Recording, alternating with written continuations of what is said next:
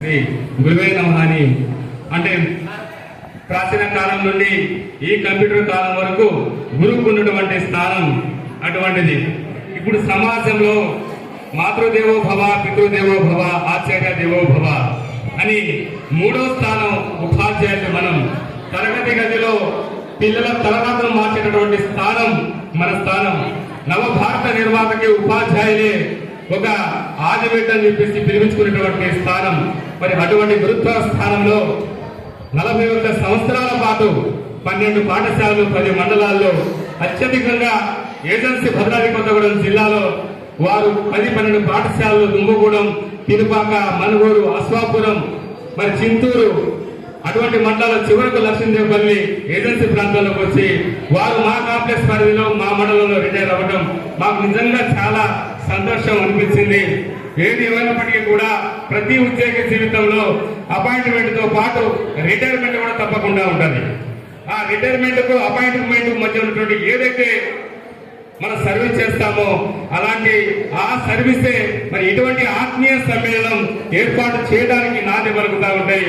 మరి మేడం గారి యొక్క శ్రేయభిలాషులంతా కూడా మరి ఇప్పటిదాకా మనందరి మధ్యలోనే ఉన్నారు. మేడం గారి ఘనంగా ఆత్మీయ ఇరుకులు పలకాలన్నటువంటి ఉద్దేశంతో విచ్చేసి ఉన్నారు. కాబట్టి మరి సమయం ఆసనమైంది. నాకు ఇచ్చినటువంటి సమయం కూడా చాలా తక్కువ. అందులో మేడం గారి గురించి చాలా మాట్లాడగలుగుతున్నాం. ఆపుకోలేక ఆపుకోలేక పాట కూడా రాశారు. ఇది మేడం గారి పేరు మీద పాడే అవకాశం దొరకదేవని కూడా భావించా. ఒక 4 ముక్కలు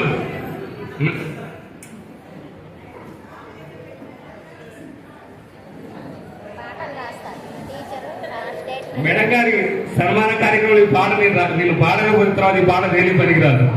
మీరు అవునన్నా కాదన్నా ఇన్నా పైన తప్పకుండా బాగా చూపిస్తాను సాధ్యమైనంత వరకు. Thank you. సమావేశ వారి పర్మిషన్తో అది కూడా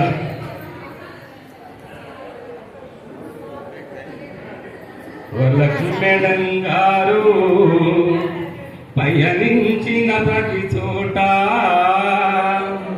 పల్లెలెల్ల మల్లెలాయనా అడుగడుగున విజ్ఞానం వికసించిన అడుగడుగున విజ్ఞానం వికసించిన వరలక్ష్మి మేడం గారు పయనించిన ప్రతి చోట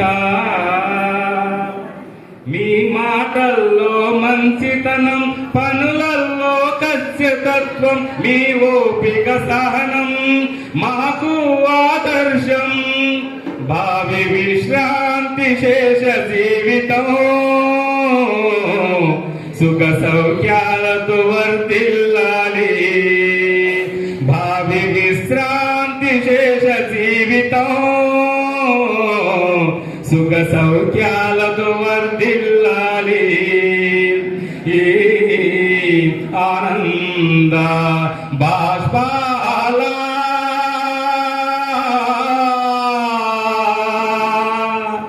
వీడ్కోలు అందుకోవచ్చా ఈనాడు.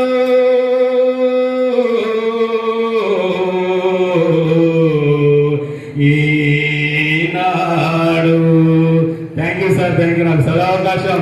ఒకటే చరణం పాడే సార్, 3 చరణాలు వదిలేసుకున్నాను మీ అందరి కోసం. Thank you.